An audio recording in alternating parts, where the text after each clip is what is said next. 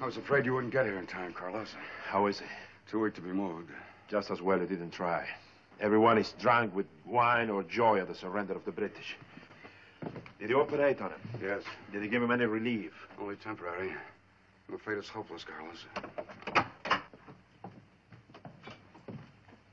I came as quickly as I could, sir. You needn't have hurried. I'm not quite ready to die yet. No. Don't bother with an examination, Carlos. Don't talk. Save your strength. I'm ready to go, gladly. Why not? We've won the war. I've done my work as well as I was able. Now it's up to you and Roy to see things through. Your work, General. Yes. Read that agreement.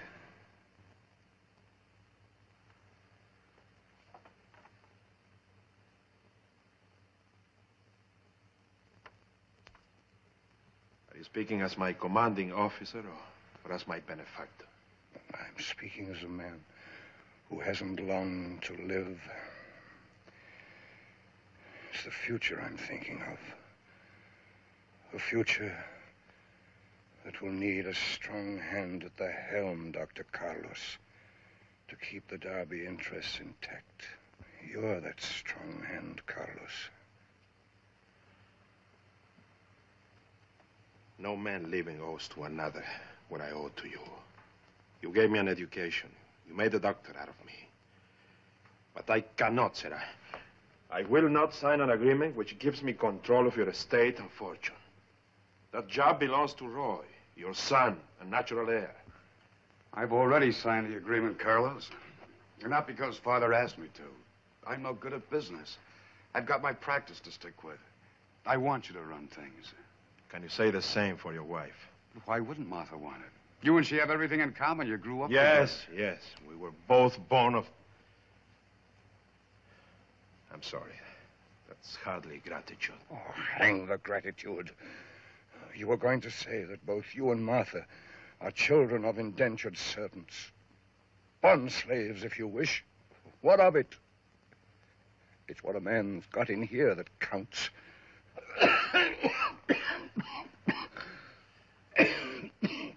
Easy, sir. You're supposed to be resting, not making speeches. Sign that agreement, and I'll rest forever. Do you realize that if that agreement is carried out, it can mean revolution in Georgia?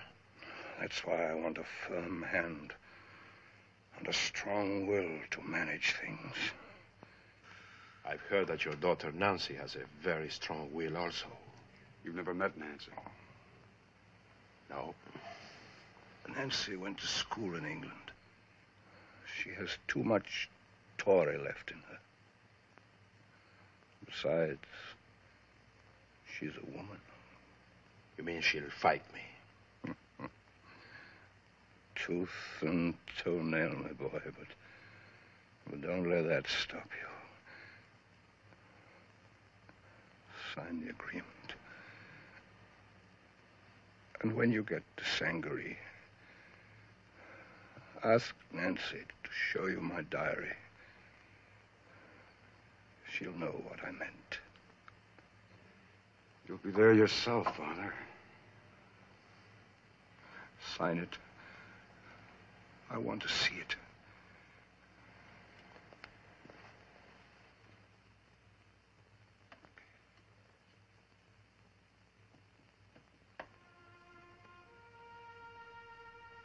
Taps. lights out. This much of the fight for liberty is won. The rest of the battle I leave to younger hands.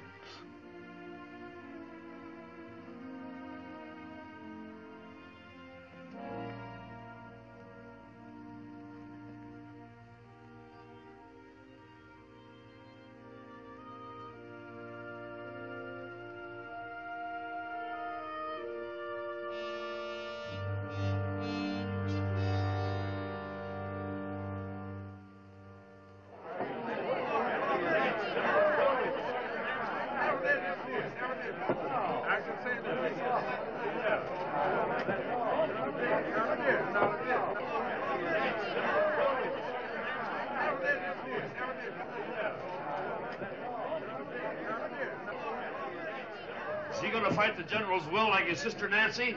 You better ask him. I haven't seen such excitement since the British gave up. I suppose everybody's asking the same question. How are Nancy and I taking it? Naturally. And I told him to ask you. Well, in that case, my undiplomatic friend, I'm going to leave by the back door. And I advise you to do the same if you're going upriver to meet Carlos. Well, first I had to prepare the town for Carlos. Now I have to prepare Carlos for the town. Oh, Martha's planning a big reception for him. I'll tell him. Good.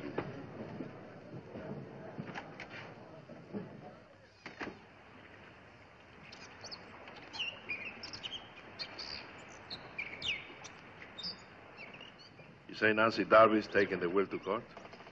It's so rumored about. But then why shouldn't she be against you? The future she had every right to expect is now to be managed by the son of a servant. Would you like it? I'm afraid not. Gabe, what is my enemy like? An angel on the outside and a devil in. Everything it takes to make a man's blood boil, Carlos. I warn you, first off, be on your guard. First off, I'm going to have to forget that I was ever the son of a bonded servant. I've forgotten it in my own case. We both owe everything we had to General Darby, and that's why we can't fail him now. And as for Nancy, my advice is to assault her with all your devastating charm. Tear down the walls and swim the moat.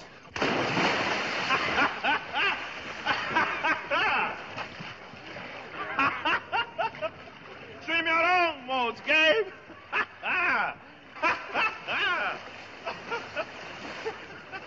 Come on.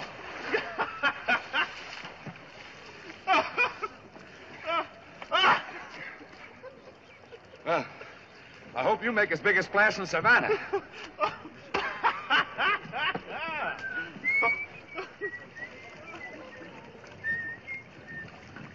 You're Savannah bound. Do you mind if I come along? I already have one passenger. I don't think there will be any objections to another. Good. Oh, no, John, no, John, no, John, no. Oh, madam, I will give you jewels. I will make you rich and free. I will give you silken dresses. Madam, will you marry me? Oh, no, John, no, John, no, John, no. Oh, madam, since you are so cruel, and that you do scorn me so, if I may not be your lover, madam, will you let me go? Oh, no, John, no, John, no, John, no. Everything all right? Yeah, everything's fine.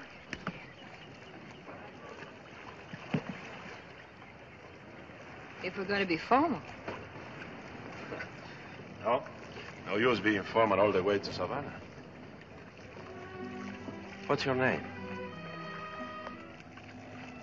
Dolly Lake. But where I come from, a gentleman usually introduces himself first. You don't consider me a gentleman, do you? I don't know yet. Are you? Well, it depends on the place and the circumstances. At least I will introduce myself. Dr. Carlos Morales, late of the 1st Georgia Volunteers, at your service. Oh, so that's who you are.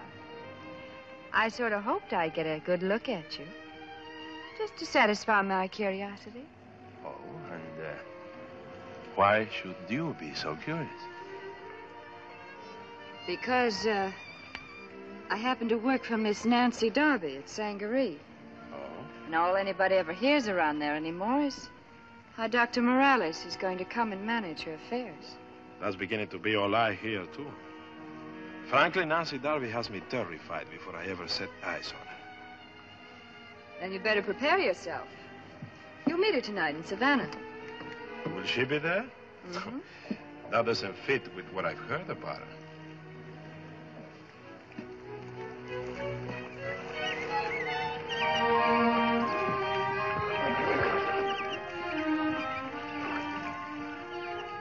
What have you heard about Nancy Darby? Oh, that she's beautiful, proud, and headstrong. Her father advised me to fight her. Gabriel Thatch advises me to make love to her. What's your advice? How can I say, sir? I don't know yet how well you make love. Perhaps if I demonstrate. With a servant girl like me, Doctor? Now I know you're no gentleman.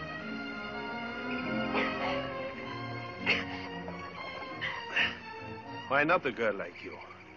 I used to be a Darby servant myself. My father sold himself on 7 years to come to this country from Spain. Oh, yes, Dolly, it's so good to be back home and find a girl like you who can talk to a man on his own terms.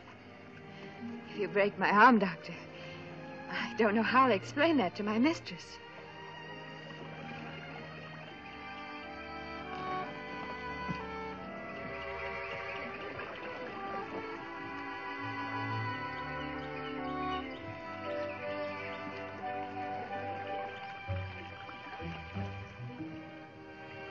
You seem to be on very intimate terms with your mistress.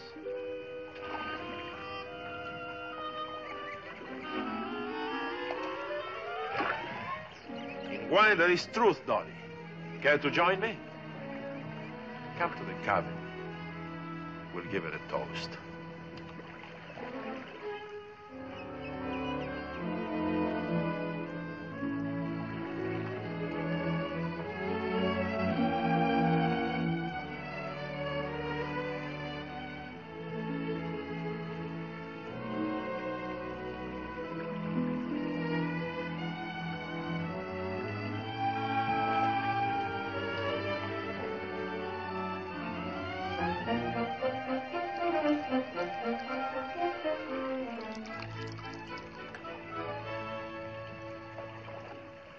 Dolly, to my last day of liberty.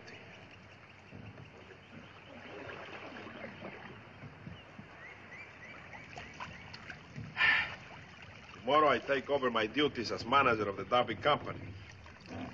You're pretty confident of yourself, aren't you? And why not? Because if Nancy Darby takes her father's will to court, you won't be managing anything. You'll just be a country sawbones. Nah, you wouldn't like that to happen to me, would you?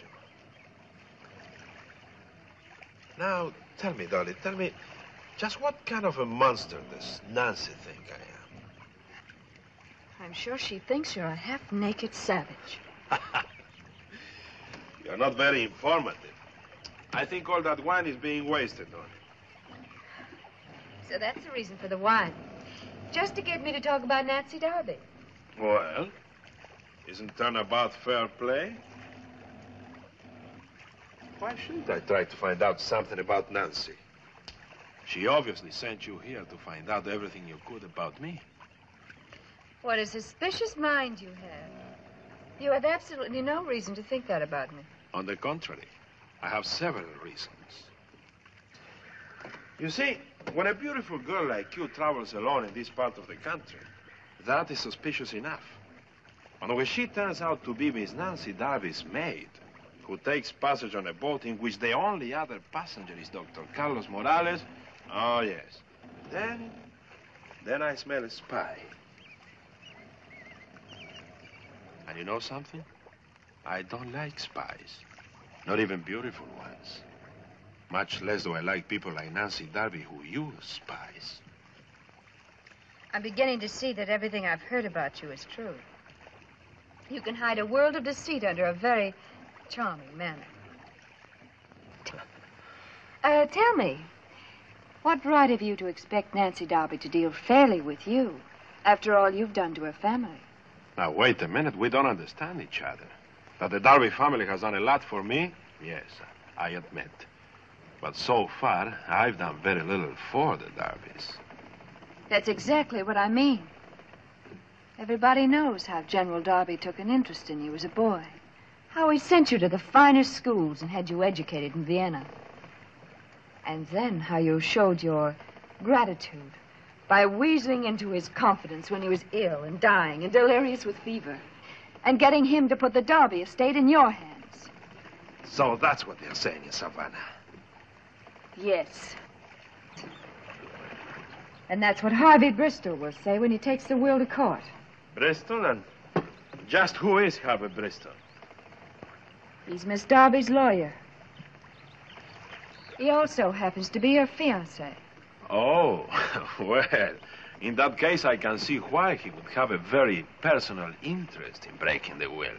He would like to control the Darby fortune himself.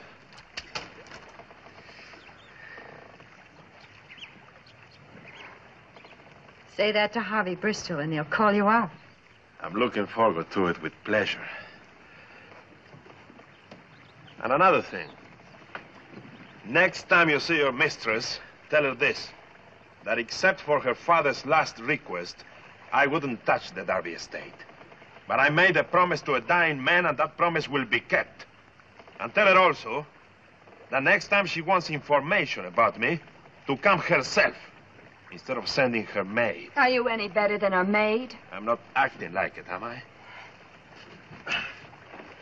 Let me go. We reached Savannah. I know. And that means that very soon he will make a report to your mistress. All right?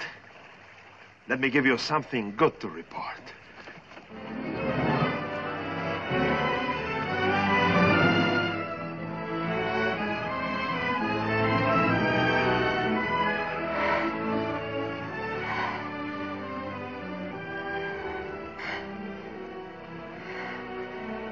Very fine report, Dr. Morales.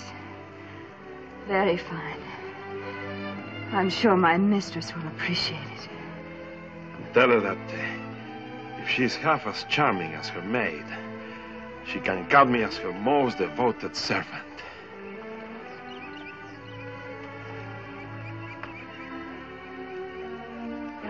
Oh!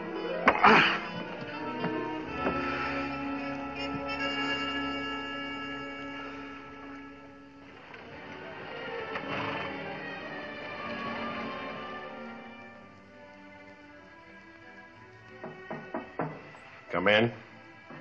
Mrs. Darby sent this, sir, and asked you to wait. Thank you. Is Dr. Roy back? Not yet, sir. I'll tell Mrs. Darby you're ready.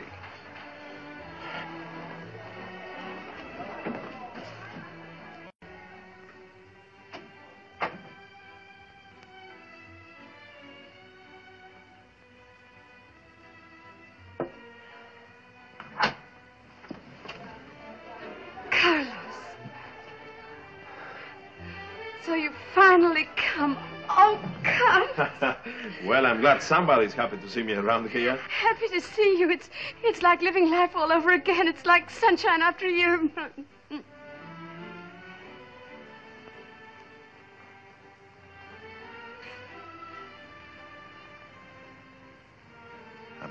I'm sorry. Sorry? Sorry for what? You're married to Roy now. Let's keep our past locked in our memories. Carlos, is this you talking? Lock up the past. What if I did marry Roy? You know why I married him? Because you loved him, I hope. You're the only man I've ever loved. Martha. No. No, let me say it. I've dreamed about you. Ever since those nights in Sachem Cove. Before you went to Europe. Then you shouldn't have married him. Certainly I should have married him. You were studying medicine, going above me. I was just Martha Gillespie of Clay Creek. How else was I going to stay in your life? Martha, you have to stop thinking that way. We are friends now, understand? Good friends. Couldn't you make that loving friends? Carlos, I've upset you and I'm sorry. When you feel the contempt of Nancy and her friends, you'll come to me of your own accord. I'd like the long-deferred pleasure of meeting Nancy. If you think she's going to let you handle the Derby estate, you're crazy.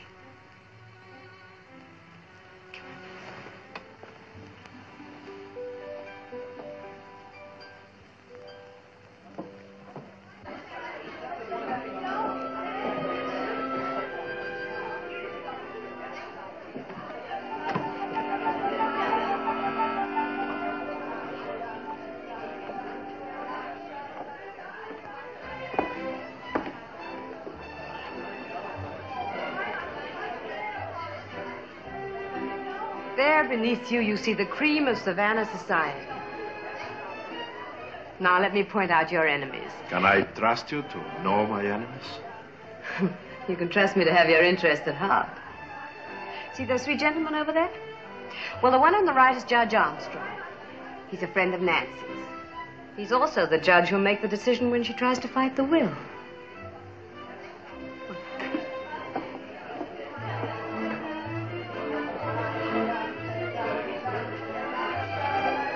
I'm sure you'll take good care of my Miss interests. Darby? Martha? Judge Armstrong, Dr. Tyrus, Dr. Morales. How do you do, sir? Nice to see you, Doc. And this How do you do? gentleman is your rival and Roy's in the medical field, Dr. Bristol. How do you do?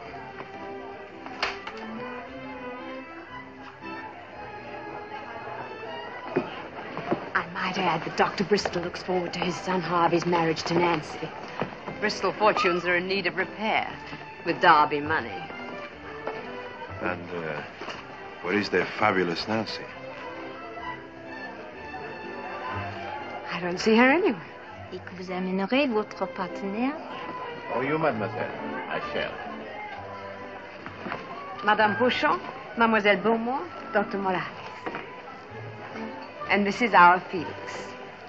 Felix Pagnol, Dr. Morales. How do you do, sir? Enchanté, docteur. Pagnol is another of Nancy's admirers. He chose our side during the war so he could plunder British ships. Since the war, he hasn't cared whose ships he plunders. A beautiful woman here in Savannah keeps him informed of sailing dates. Who is she?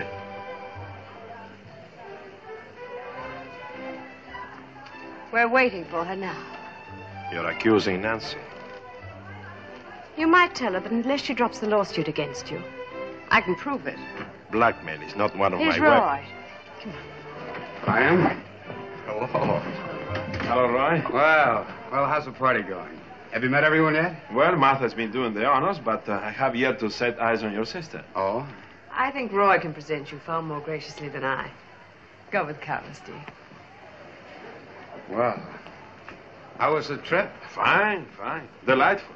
I must tell you about it sometime. Yes. Yes, please do. You look worried. I am. And I may call upon you to confirm the reason for it.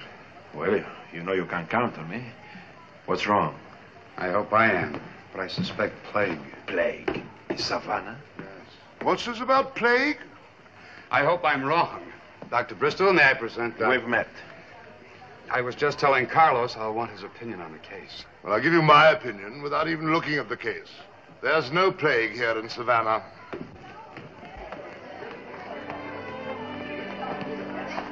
That's a broad statement to make, sir. Even an inexperienced doctor like yourself ought to know that epidemic diseases such as plague are caused by a mist. The technical word is miasma. arising from the swaps at certain seasons of the year. Well, this is the wrong season. It's not the wrong season in Africa. Just what do you mean by that? I mean it. There have been several deaths on the slave ships, which might well be caused by plague. And the bodies are buried at sea, so that need not concern us here in Savannah. Ah, Harvey, I don't think you've met Roy's assistant, Dr. Morales. This is my son, Harvey. Dr. Morales is not my assistant. If anything, the opposite is true. Roy has been trying to frighten us by talking about the plague. Sounds more likely that he's trying to justify the freak clinic ordered by his father's will. However, we don't have to worry about it. I shall see that the will is set aside. Like your father, you offer your opinion before the evidence is in. Perhaps it is because no one ever listens to your opinion afterwards. I don't need instruction in the law from a bondsman. Gentlemen, you are guests in my house and there are ladies present. Your point is well taken, Roy. Although from what I've heard of Dr. Morales, he can tell a lady from a kitchen maid. I'm sorry, Carlos. I despise the man, but Nancy invited him here, and there's not much I can do about it. I know. Oh, I think I see Nancy now.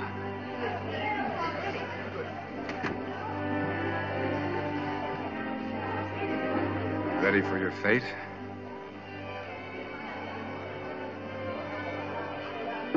I'm looking forward to it.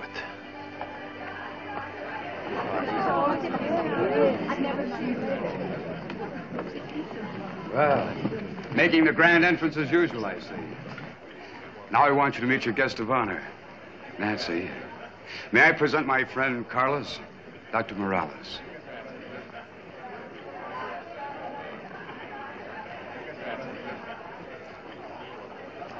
How charming. Finally to meet the man I've heard so much about. Especially when you've heard such intimate details.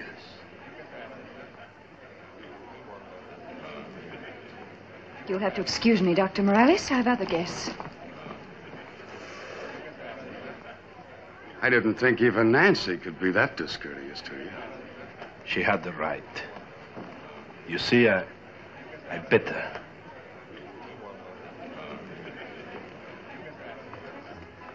Comme d'habitude, Nancy a donné une soirée magnifique.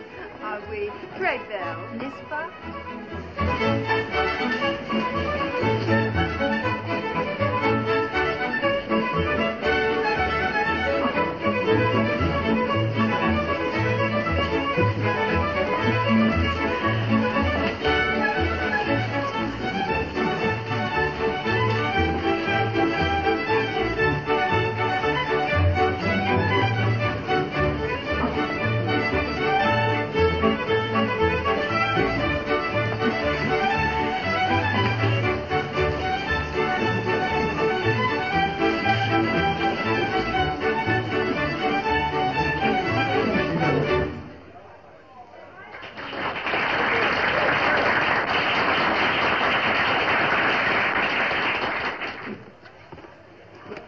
I see that your reception has given you a bad impression of us.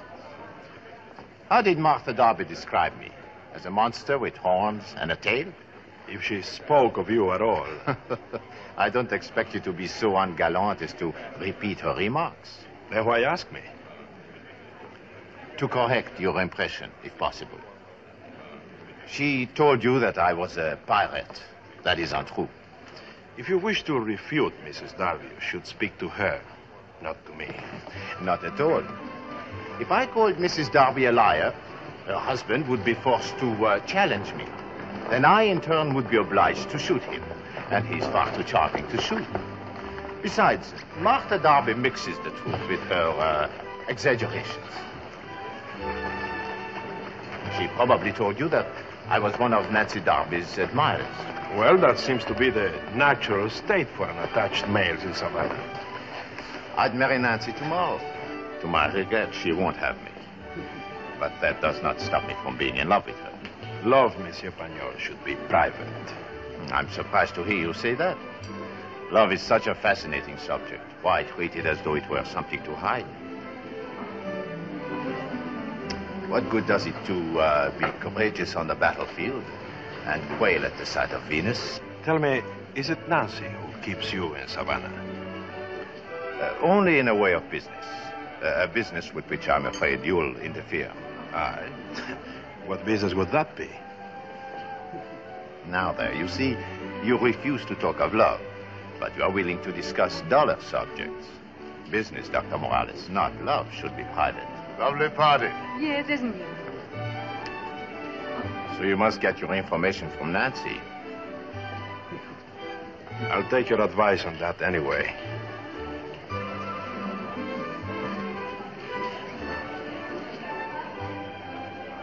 May I have the honor? I have already spoken for the next number. Maybe the lady hasn't answered you yet. The lady is quite capable of choosing her partners. For what I see, I cannot say that I admire her choice. Is the queen less bold than her maid? Since you were born without manners, I shall have to teach you some. I'll defer that first lesson until you learn some yourself. Let's not spoil the evening. When low-bred sons of servants are permitted to insult gentlemen, the evening is already spoiled. The gentleman has his remedy. Please, please. It's not the time or place, Harvey.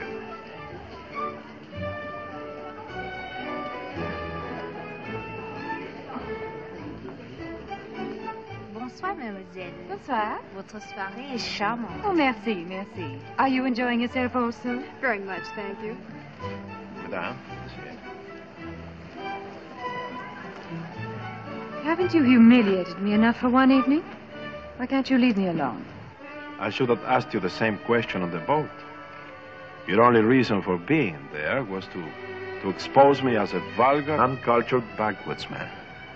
Isn't that true? And that's exactly what you showed yourself to be. Why?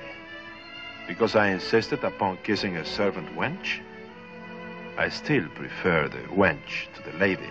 Maybe you do too. You seem to be in the mood for insulting everyone tonight. Tell me something. What did you think you'd gain by playing the role of a maid? I learned that you were brutal, overbearing, and completely unsuited to managing the Derby estates. Therefore, I shall continue with my plan to have my father's will set aside. Those are Harvey Bristol's words, not yours. I'll tell you why you were on that boat. You were there because you are a woman and you think like one. I'll never acknowledge you as my master in any way. Then Dolly Lake shouldn't have returned my kiss so ardently. But I'll forgive you. I'll forgive you for being a spy because you were acting for yourself. You should have thought of that on the boat. And spoil a happy memory. Thank you. Any compromise with you is impossible. I'll see you in court.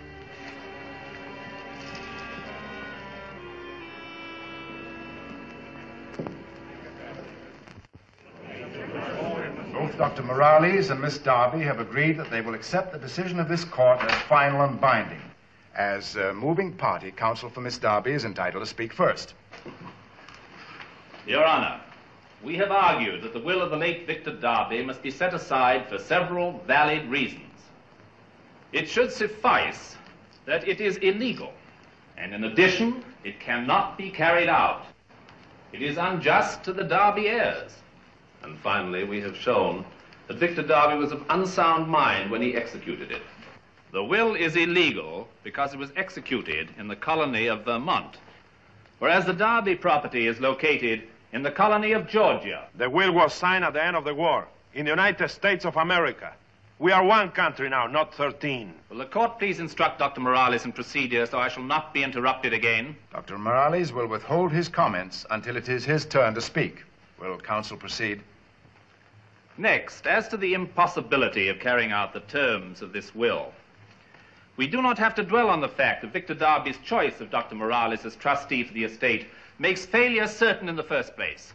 Here is a man born of indentured servants, raised in the backwoods and possessing no gentlemanly refinements whatsoever, who still expects to administer the richest... Man who insults the backwoods insults me. Mr. Thatch will control himself or leave the courtroom. Dr. Morales' friends prove my point, that Victor Darby had to be of unsound mind to select such a trustee. What could be more unjust to the rightful heirs? You speak for my sister, Harvey, not for me. In fact, Your Honor, I can rest my case upon this single point. that Victor Darby was a mentally unbalanced man. That is evident from the will itself. In it, he directs his estate to establish a free clinic to squander money on schools for the children of servants and slaves. Why, he even goes so far as to order payment of wages. Imagine that, wages to bondsmen so they can buy their freedom before their term of indenture is finished. That is madness. With such a precedent, our entire economy could collapse. Only a lunatic could dream of such a program. And that is precisely why Victor Darby had to choose a lunatic like Dr. Morales. I'll protest that statement. Out of court. Protest and be hanged. Order!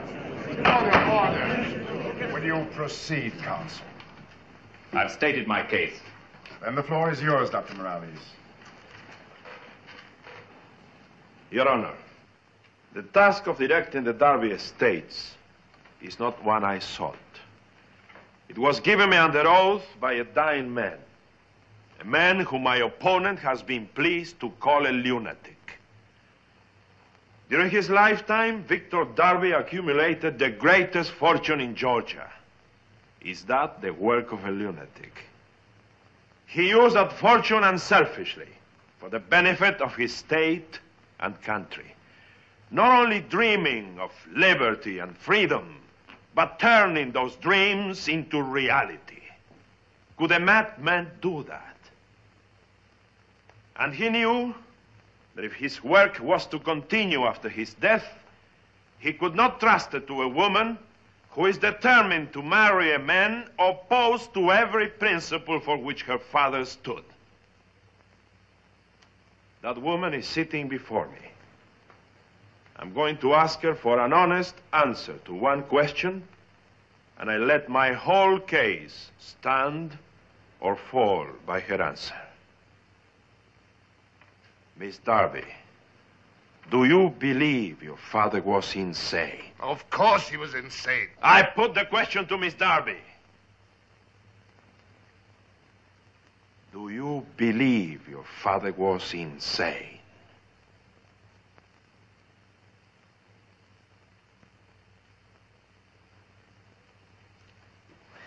No. No! My father was the wisest man I've ever known. And I hate you for trying to make me say he wasn't.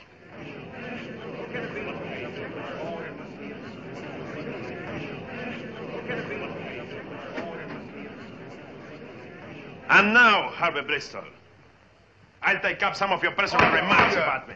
In view of Miss Darby's testimony concerning her father's sanity, the court rules that the will be upheld. And if either of you men invites a duel in this courtroom, you both go to jail. A gentleman duels only with his equals, but I shall find time to cut you to pieces. You see, Carlos, Nancy's really a Darby at heart. Now you can make her a director in the company. Yes, and go through the same fight every day of my life. Eh? Congratulations, Dr. Morales. As director of the Darby Company, you automatically inherit a seat in the Savannah City Council. I'm putting your name up as health officer tonight, Carlos. Make sure you get there. I'll be along as soon as Gabe gets here. Still worrying about Nancy. Why don't you stop by the docks on the way to the meeting tonight? She may not have left town yet.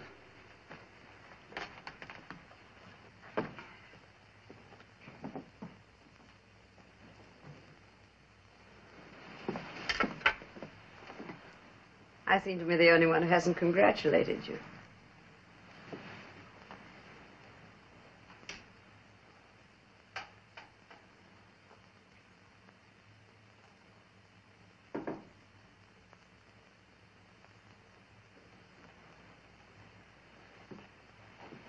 Here. Thank you. To the future.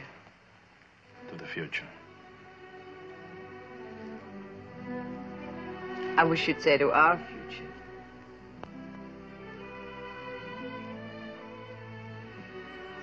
Tell me, how was it today being called names by the aristocrats? Not very pleasant, naturally. Beginning to see what I mean? That's the way it's going to be all the time. But you and I are on top now. We could take our winnings and go. Martha, please, I thought we agreed on... I've agreed to nothing. Can't you leave me a little pride, Carlos? You could tempt the angels, Martha. And you're no angel. No, I'm not. If it weren't for Roy... You see, it's not the principle that's worrying you. Call it friendship. But I'm not trying to break your friendship with Roy. I'm sorry, Martha. I have to go. You're going to the doctor to find Nancy. Eavesdropping is a bad habit. I don't know how you can stand her after what she's done to you. Martha, you have to stop. I hate her. Do you understand? I hate her, I hate her, I hate her. She's a pirate. She and Felix Payot. I don't care to hear it. All right, Carlos. You've let me know how you feel. I won't embarrass you anymore. Just remember that... You don't understand. Just remember that I wanted to help you. But not where Nancy's concerned. All right. Let's forget we ever had this conversation. I think you'd better go.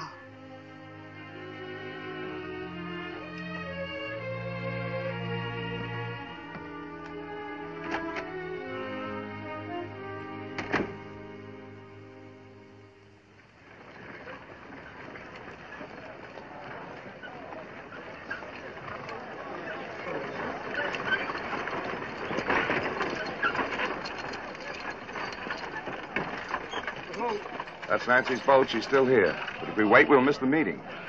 We have time for a drink, Hey, look, Carlos, it's too important. 5 minutes.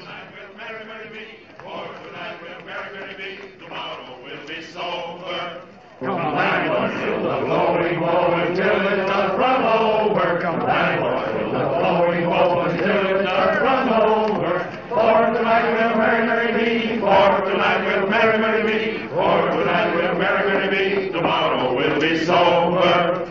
A pretty girl who gets a kiss and goes and tells her mother, that's a very foolish thing, I don't deserve another. For tonight we'll merry be. For tonight we'll merry be. For tonight we'll merry be. Tomorrow we'll be sober. I'm looking for a foreign dog called Morales who needs a whipping. I heard that Dr. Morales was going to attend a meeting of the town council. I just wanted to let him know that I don't meet with dogs. You seem to have lost your weapon.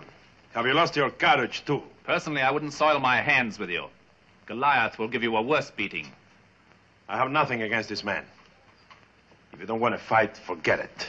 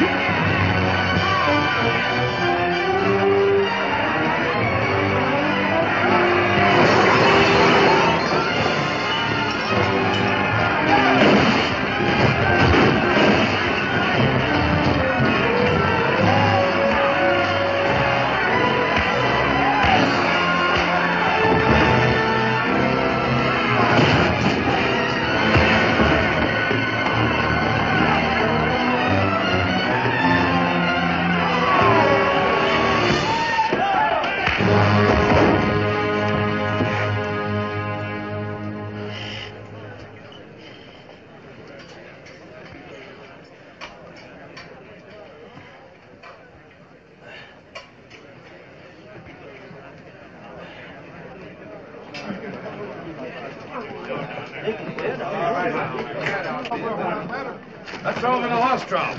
No. Let's put him on his horse.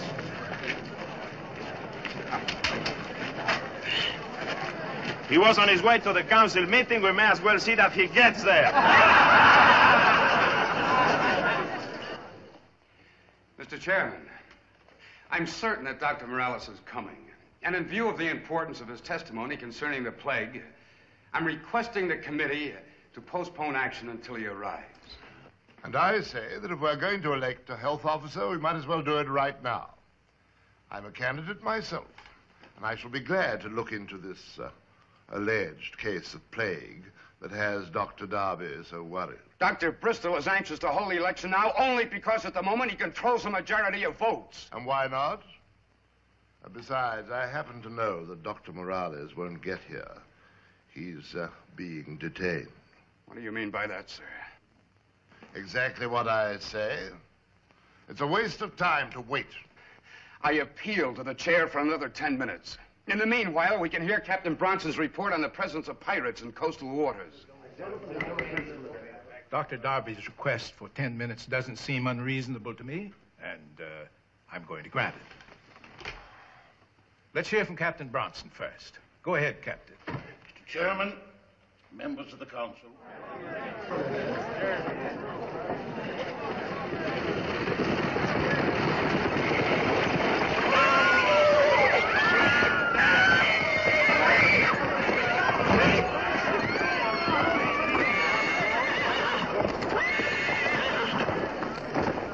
What's happening?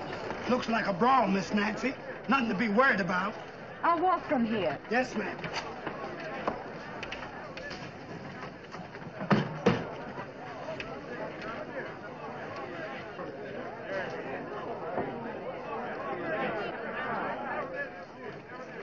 I'd hoped to speak to you before you left for Sangari. Is it always your custom, Dr. Morales, to greet women while you're half naked? No, only when circumstances make it necessary. Nancy, in spite of our past differences, I want you to accept the position as a director of the Darby Company. Your father asked for that in his will. A directorship, under your guidance. Unless, of course, I prove such a failure that I lose my position.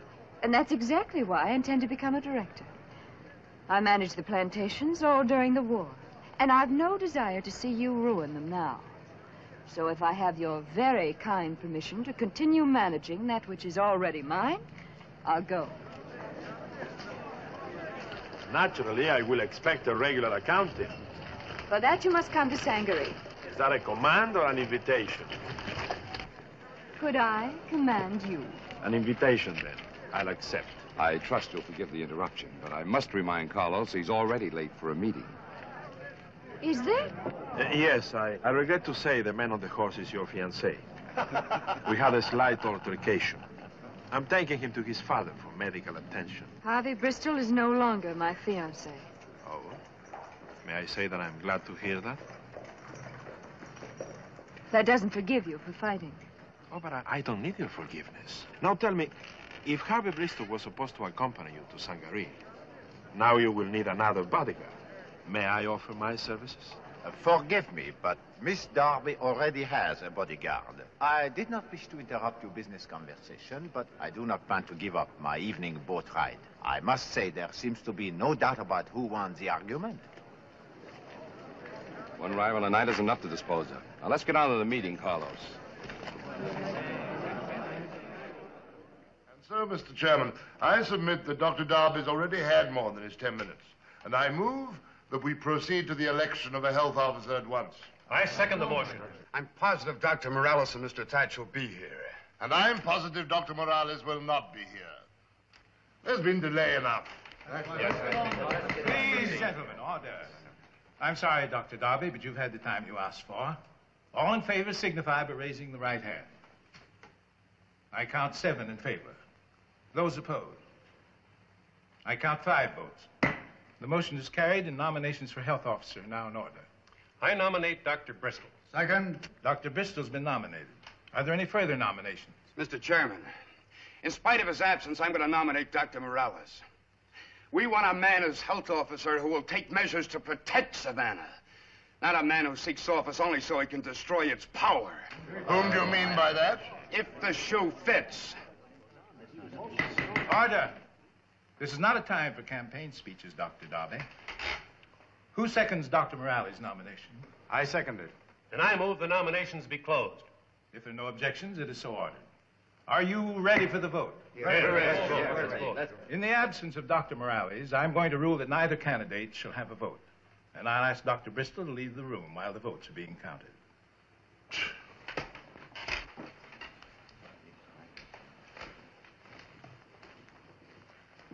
I can win without voting for myself.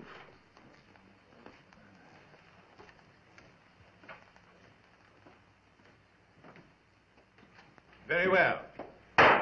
All in favor of Dr. Bristol for health officer, please raise the right hand. 6 for Bristol. Those for Dr. Morales. 2 plus 1.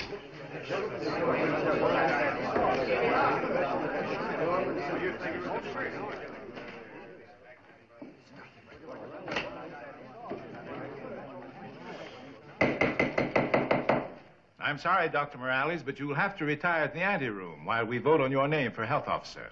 Certainly.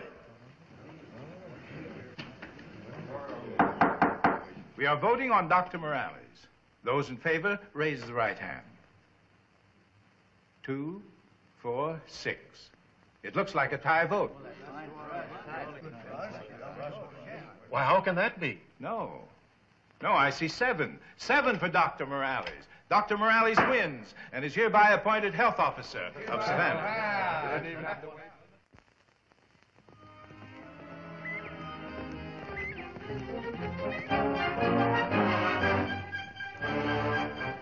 It's the biggest harvest the Derby Company has ever known. And the credit all belongs to you, Carlos. These 6 months under your management have been... Not my management, Roy. General Darby's. He knew that free men work harder than slaves.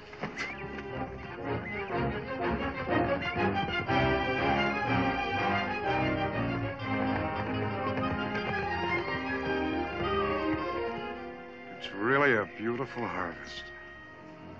The harvest means nothing until it reaches the London docks.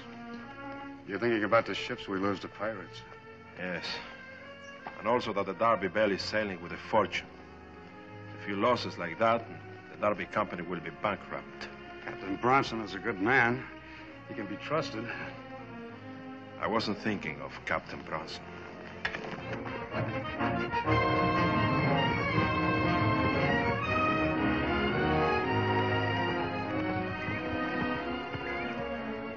Well, here's where we park, Carlos.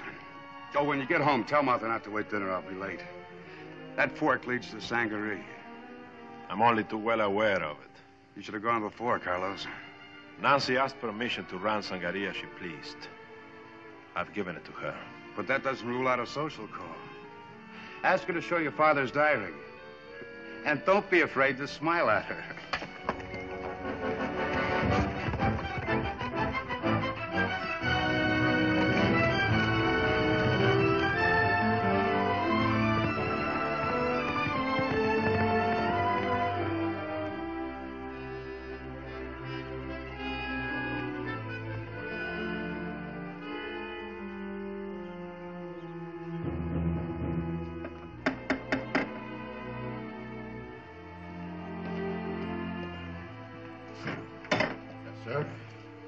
If Miss Darby is seen, tell her that Dr. Morales is here and would like to see her. Yes, sir. If you'll wait in the study.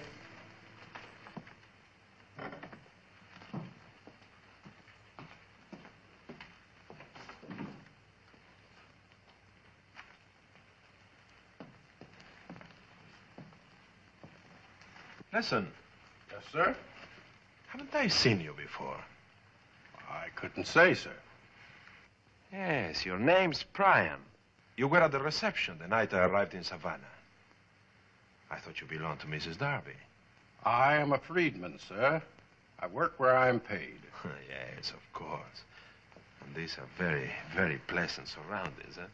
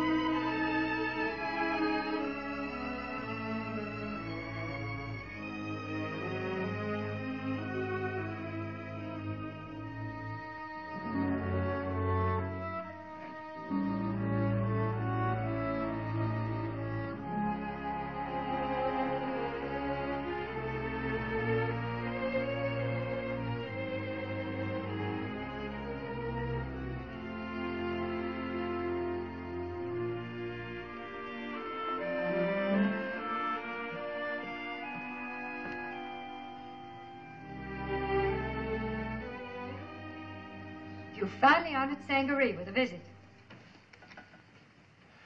Nancy. I see you've been reading Father's diary. The last one is the most interesting. It contains his plans for the future. You must read it. Some other time. I came to check on the Sangaree cargo. They tell me Captain Bronson is here. Yes, the Derby Bell is loading now. I suppose you'd like to inspect it? It's part of my job. And the Sangaree plantations as well? I'll consider that an honor if you'll accompany me. I'll consider that a command. Can't we call it a truce? Just for today. Must it end so soon? Come along. I'll be your guide to Sangaree.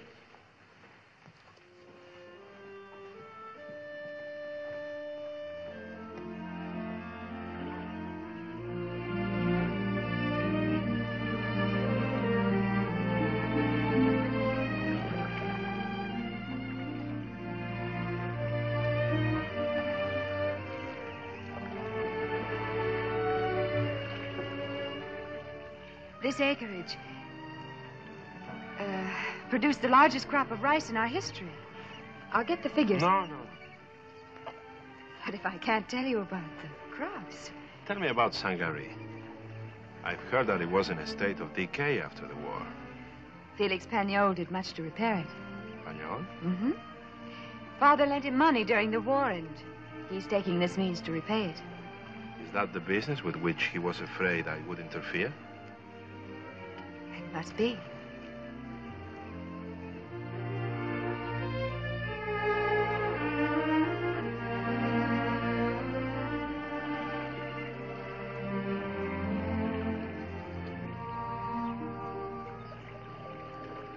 There's a warehouse.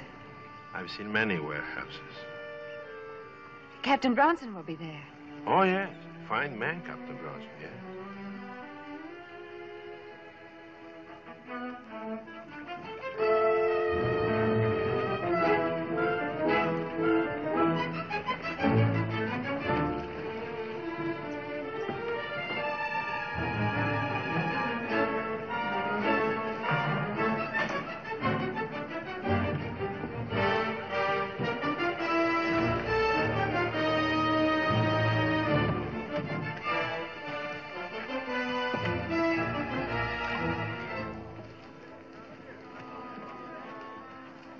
Now, I'd like to see the warehouse.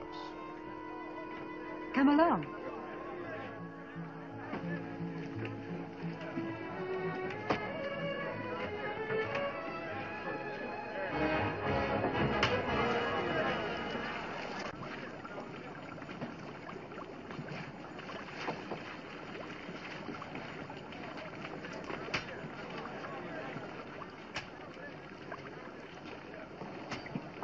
This is something of yours we tried. Tobacco. Recognize it? Yes. There's quite a market for it, too. As a matter of fact, we plan to grow some more.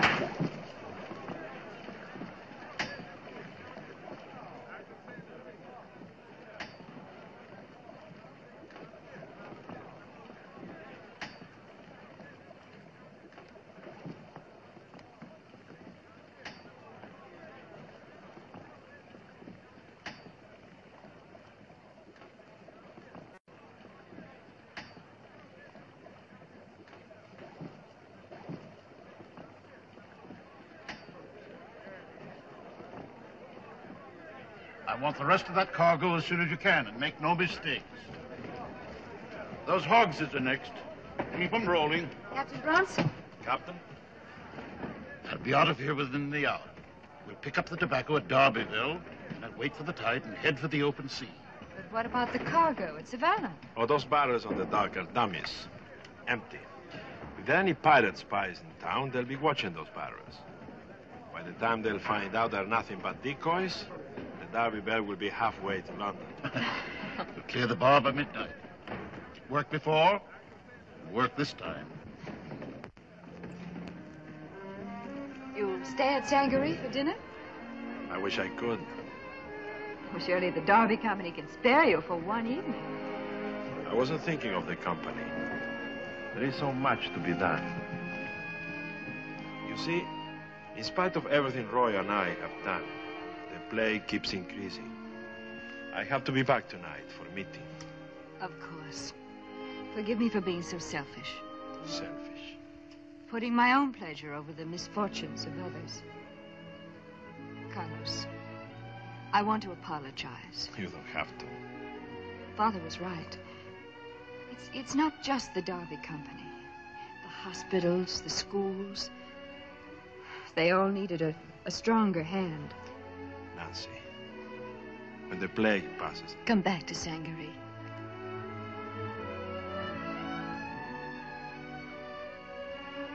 I will.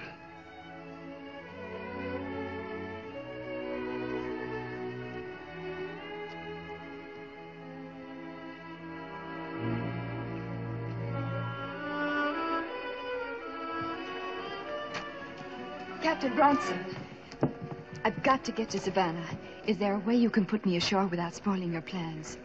You know, well, all right. Good. All the merchants in Savannah have cooperated with the rat control program except one. I want to ask Dr. Bristol why he won't let the committee inspect his warehouse. What's all this fuss about rats? It's only a wild superstition that rats cause plague. For 200 years, men have known that plague occurs only where rats exist. I don't pretend to know what the connection is. But I do know that as long as Dr. Bristol won't cooperate, the entire community is in danger. That's right. One man can spoil the whole show. We need full cooperation. What have you to say for yourself, Bristol? I've this to say. I've complied with your stupid regulations. Then why won't you let the committee inspect your warehouse? The word of a gentleman should be sufficient. Gentlemen, absolutely right. I tell you this. I've every right to protect my property. And if anyone tries to enter my warehouse or inspect Bristol ships without my permission, my guards will open fire. Gentlemen, we don't want any violence if we can avoid it. Roy Darby has sent for sulfur to fumigate the warehouses. By the time it arrives, Bristol may have changed his mind. Let's adjourn for the evening.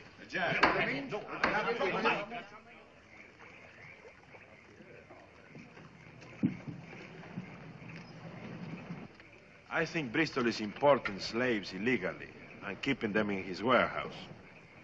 That's why he won't stand for inspection. That could be cause of plague. We ought to fire the warehouse. Bristol is... All that cargo on the Darby Pier is fake. We're supposed to be waiting for it to be loaded while the Darby Belle slips out to sea. You're sure of it? Well, the captain gets his information straight from the horse's mouth. We join the Frenchman at the mouth of the Wilmington and take the Darby Belle as she passes. The pilot already has the information. I could take a shot at him. No, we would lose our only chance of saving the Darby Belle. Did you stop Captain Bronson? There is one possibility. With the tide in, a light boat could cut through the marshes and gain 15 miles between here and the bay. That's probably what they're going to do. Yeah. Get Billy and meet me at the sloop. I'll go by the Darby warehouse and get some powder and fuses. All right. How did the pirates know she was sailing? There is only one person. Get going.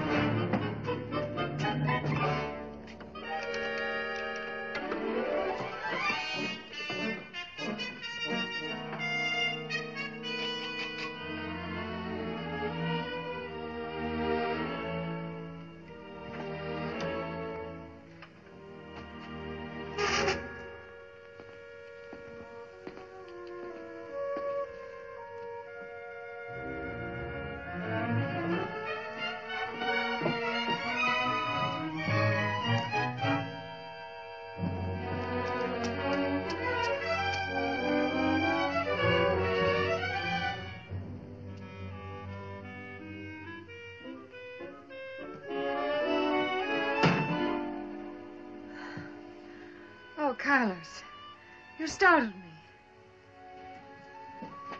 What's the matter? What's wrong? You know what's wrong. Every word you said to me today was a lie. Every smile, every gesture was a lie. What are you saying? You're a spy and a traitor. You won my confidence so you could tell your friend Pañol about the sailing of the Derby Bell. That's why you're here. That's not true. Why would I want the pirates to take my own ship? To get all the profit instead of 1/3. To ruin the Derby Company and me. Look at you. The aristocrat. Look at you. If you were a manite. You're the lowest wench that ever walked the streets of Savannah.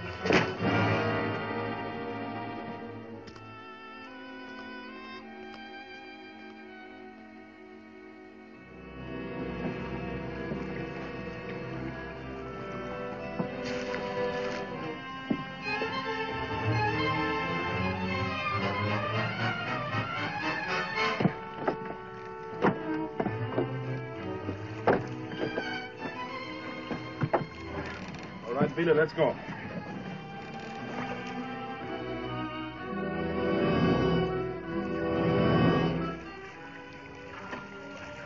Closer to the shore.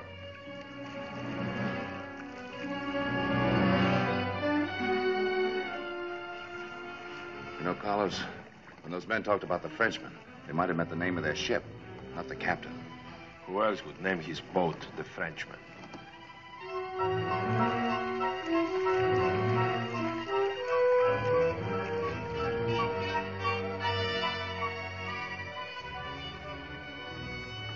Let's get the powder in place now.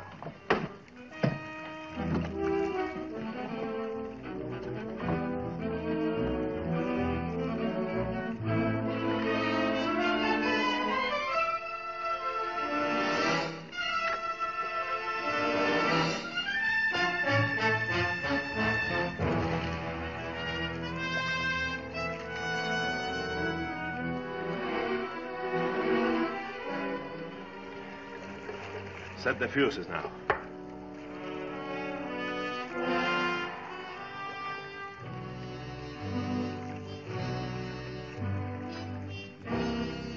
All right.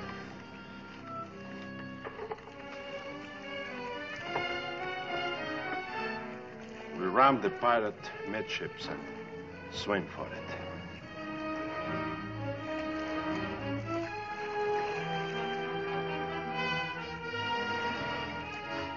There's our game.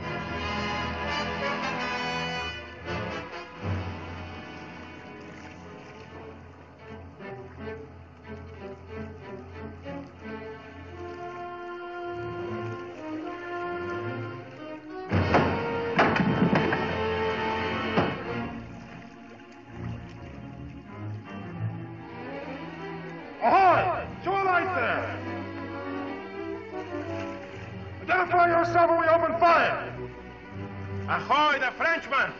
The Frenchman it is! Who wants to know? Let's get rid of our coats.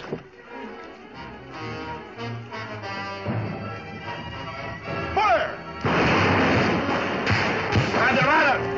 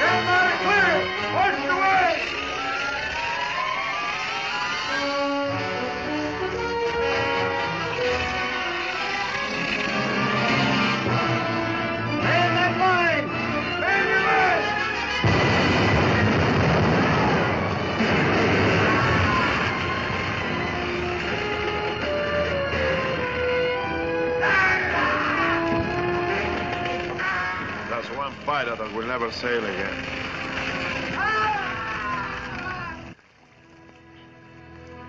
There's the Derby Bell pulling for the bar right now.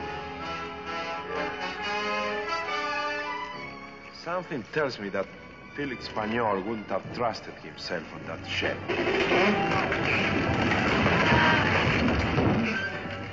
I think I know where to find him.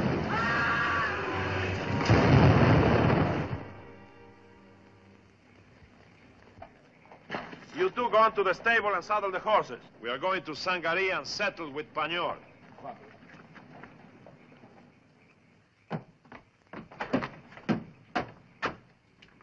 I thought you had left town for good. As usual, you are mistaken. A mistake I would like to see remedied. What are you doing here? I can't see that's any of your business. I suggest you come tomorrow. Dr. Darby's away for the evening. How convenient for you.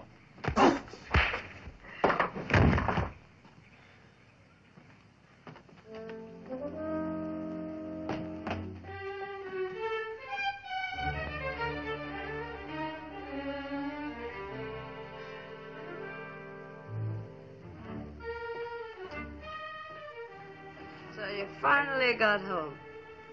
Place has been like a tomb with Roy gone. I'm leaving again, right now.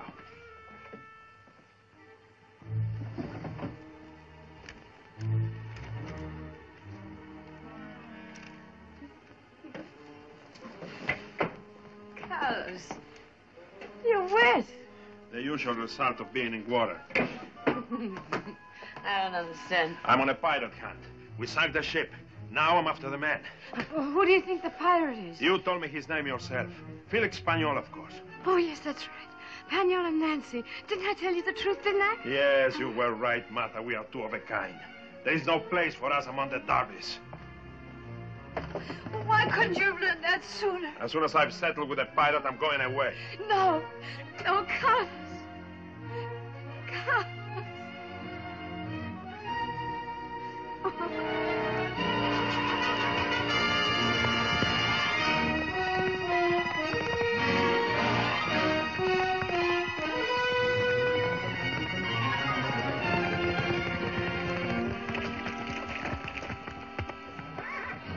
Carlos.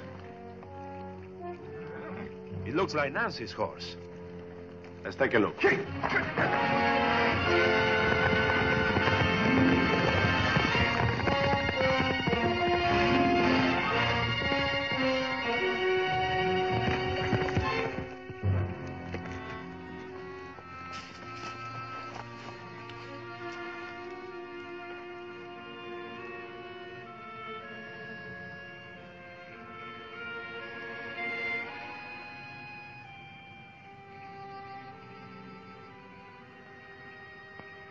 It's a head injury.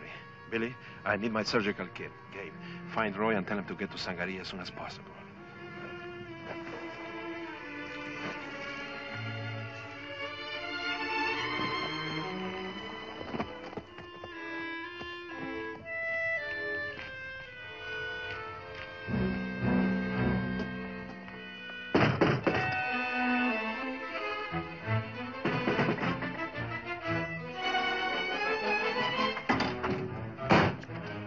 Badly hurt. Get some hot water. Get her bed ready. Hurry.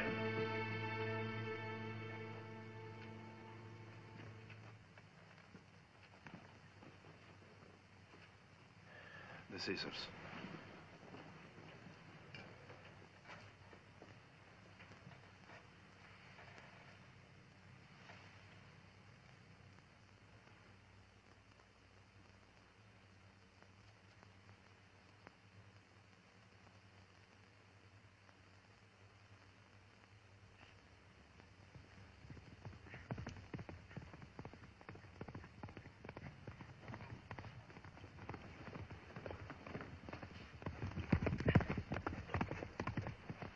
It's Billy.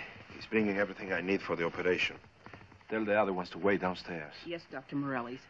Do you mean you're going to cut her with a knife? Yes. Piece of bone is causing pressure. It has to be removed immediately. Oh. She'll be all right.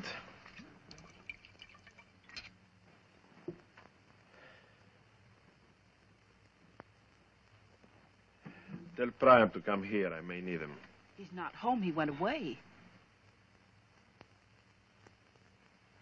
All right.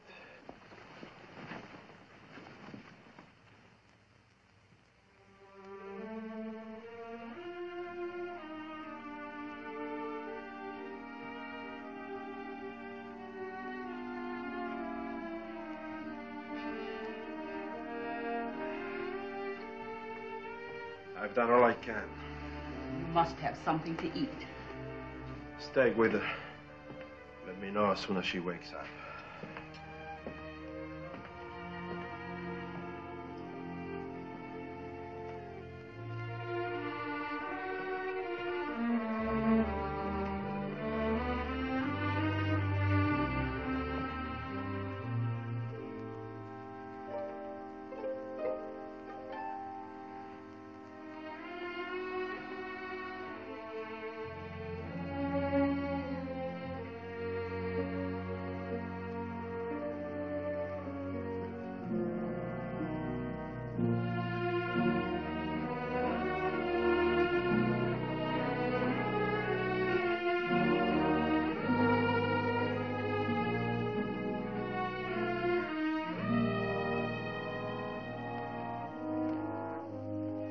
Carlos. Hey, Carlos. Roy. Have you seen Nancy? She's asleep now. Carlos, how can I ever thank you? I don't deserve any thanks. Her accident was my fault. Roy, why didn't you tell me your father wanted Nancy and me to marry? He expected you to read it yourself. But don't you see that nothing could have been worse? There is a limit to the amount of dictation a woman will take, even from a man like Victor Darby. No wonder she's hated me so much. Hate you? What do you mean? It's true. But now I understand why. When she awakens, tell her that I forgive her and hope she forgives me. Why don't you tell her yourself? Because I'm leaving. And tell her also that I'm resigning as director of the Derby Company. Both of you can carry on without me. Carlos, I don't understand. You will, Roy. You will, in time. But right now, there is one last duty I want to perform. Felix Pañol must be in Savannah. And it's about time the country gets rid of him.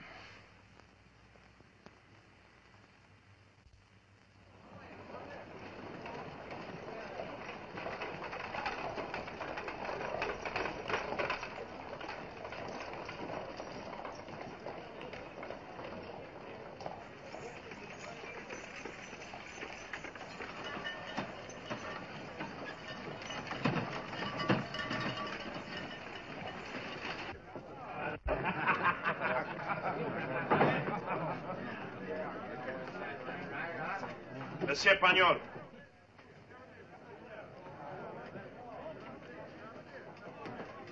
Ah, Dr. Morales. Don't tell me. I can read the thought in your eyes. You're about to challenge me, right? You saved me the trouble. Do you accept? Unfortunately, your impetuous friend Gabriel Thatch has already challenged me. Gabe has challenged you? And as a man of honor, I must give him satisfaction first. After I have disposed of him, I'm at your service, if you're still in the mood.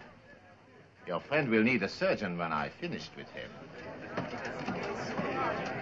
A fool, Gabe. That's what you are, a fool. Pañol has fought a dozen swamp duels and lived to brag about it. Then why are you so anxious to take my place? Because... Oh, no, my friend. You've had all the fun so far. Gabe. Pañol is mine. But you can act as my second. You don't understand. Especially since Monsieur Pañol is going to need the services of a surgeon when I finish with him. Carlos, we've been looking all over town for you. What's wrong? Just more of the same. We're ready to start firing sulfur in the warehouses as soon as you check our procedure. What about the Bristol warehouse? If he won't open his doors, we'll knock him down. All right, let's go. You see, my friend, you're a very busy man. You need someone like me to take care of these small details for you. Don't forget, be at King's Island Landing at 8. All right.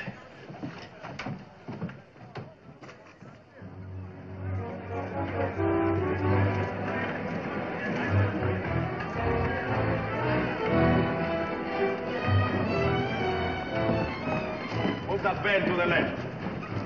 Let's go.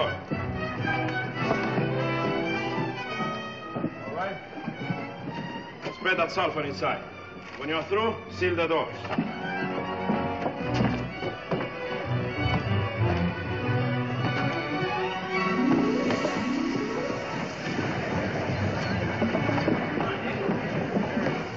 That takes care of every warehouse except Bristol's, and he's next. Are you coming to the Bristol warehouse? You will have less trouble with Bristol if I'm not with you. Besides, I have to attend an affair of honor. I'll be with you as soon as I can. Let's go, Billy.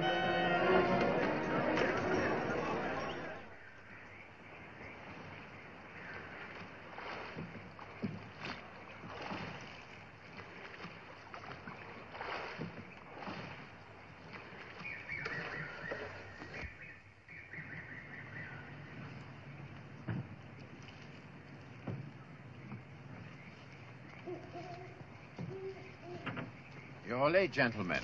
The fault is mine. I have serious duties in Savannah. My only wish is to finish this affair as soon as possible. As referee, Colonel, I suppose you have the weapons. Certainly. Since Monsieur Pagnol furnished the pistols, Mr. Thatch may choose first.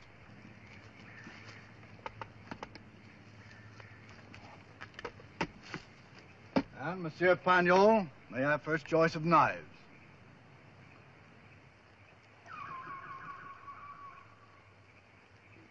A well-balanced blade.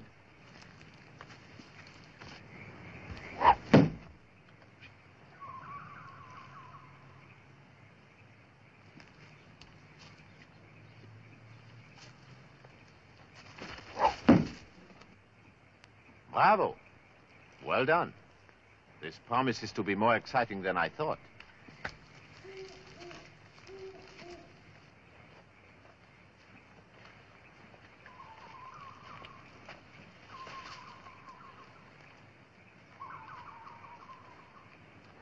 Will the gentleman listen to instructions?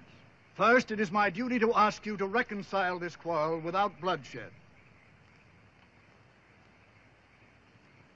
In that case, we will proceed. Mr. Thatch and his second will walk 40 paces. Monsieur Pagnol and his second will go a like distance. When you are in position, I shall expect you, Dr. Morales, and you, Mr. Crowther, to inform me by a shout. Then, at a signal from my pistol, the duel will begin. Are there any questions? No. It's clear enough. We're ready. Very well, then. Go to your positions.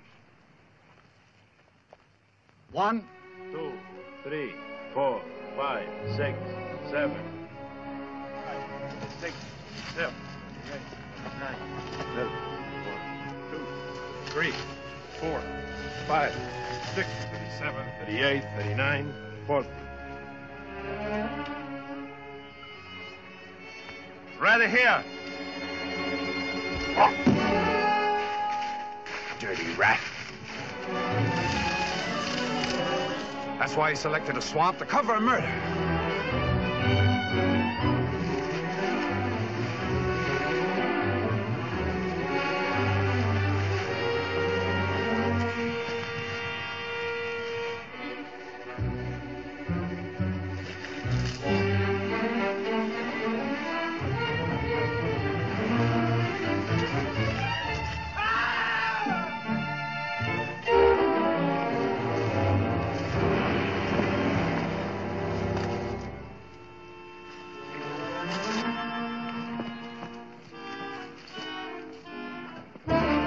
Brian. Well thrown knife, Gabe. I regret that I cannot allow Mr. Thatch credit for the throw.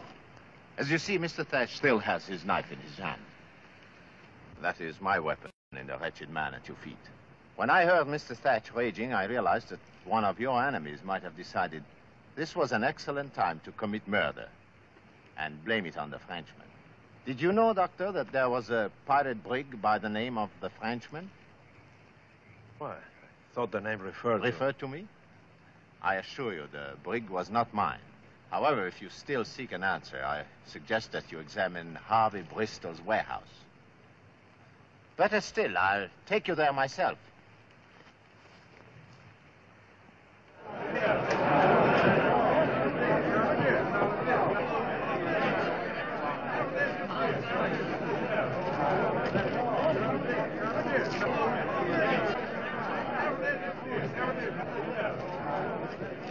not going to wait any longer. Steady. Put down that gun, Bristol. We're going to clean up your warehouse just like the rest. Nobody's entering my warehouse. I'll shoot the first man who tries.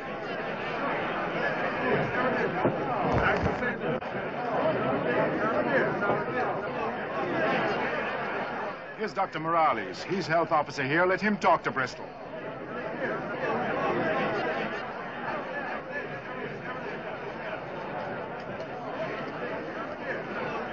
Gabe, talk to Bristol. Keep his attention.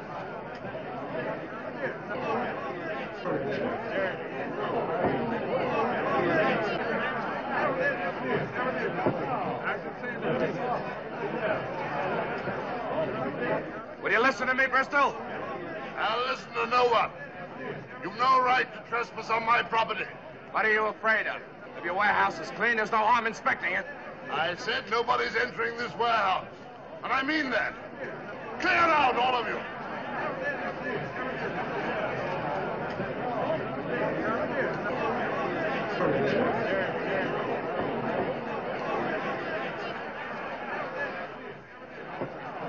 Tell them to drop their guns.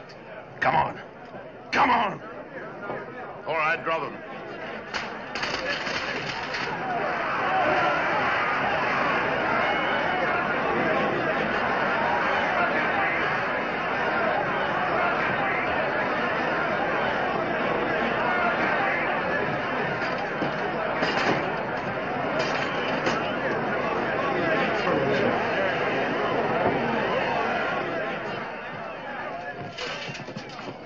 Look, this is Darby's stolen cargo. So this is why Bristol wouldn't allow inspection of his warehouse. Then Harvey must have... I know. But Brian, why Brian? Brian was originally in the pay of Martha Darby. Yes. Then it was Martha that Harvey Bristol wanted to see the night we sank his ship. Monsieur Pagnol, will you accept my apologies? Mine too, sir. Gladly. Come on.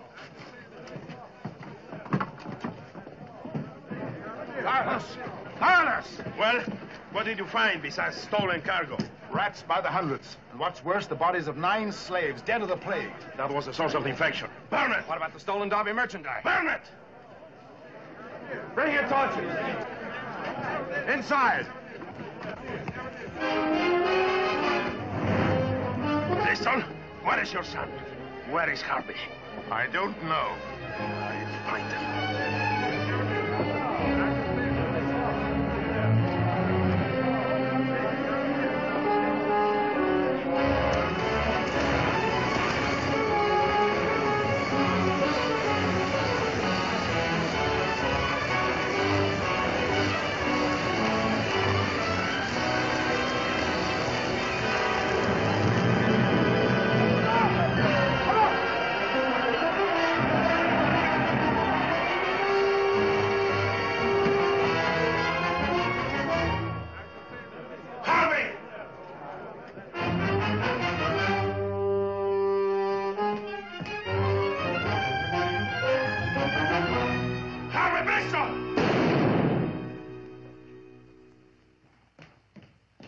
Stay where you are, Carlos. Don't come near me. I'm looking for Harvey. Harvey? Harvey's dead. He hired Prime to kill you. I came to stop him. But I was too late. And Harvey, when he heard you were in the warehouse, he wanted to run away. So I shot him. And now I'm gonna die too. But why, Martha? Why did you join forces with Harvey Bristol? For years I've wanted to destroy Nancy. Call it envy. Call it revenge or just plain greed. But when Harvey wanted to kill you, Carlos, I just couldn't. I couldn't. Carlos, you and I together. You and I. We could have had everything. We could have...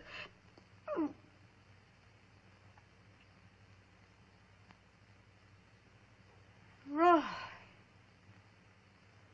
Roy. Oh, I've been a poor wife to you. Forgive me. Bubonic plague.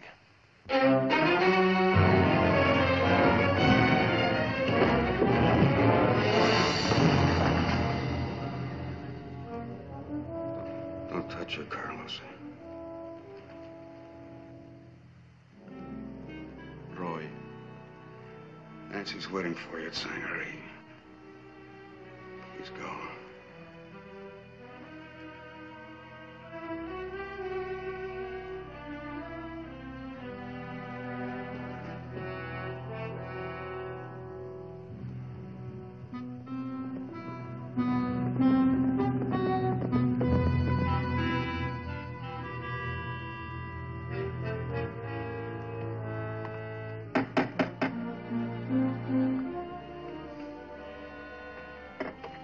How is she? Oh, fine, fine.